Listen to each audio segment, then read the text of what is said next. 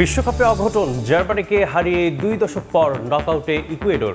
কুরাসাওকে হারিয়ে পরের রাউন্ডে আইভরি কোস্ট, দাপুটে জয় নেদারল্যান্ডসের। Japan Sweden match 1-1 draw.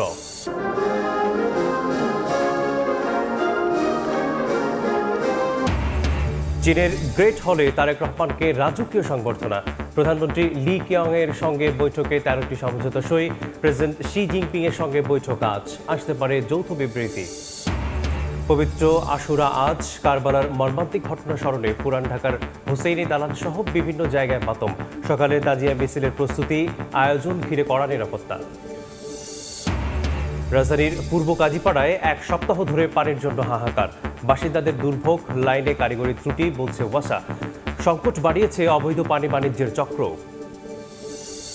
এবং বাংলাদেশিদের জন্য পর্যটন ভিসা চালুর ঘোষণায় কলকাতায় হোটেল রেস্তোরাঁ ব্যবসায়ীদের স্বস্তি। লোকসানের মুখে পড়ায় ব্যবসা ঘুরে দাঁড়ানোর আশা, ফের চাঙ্গা হবে অর্থনীতি।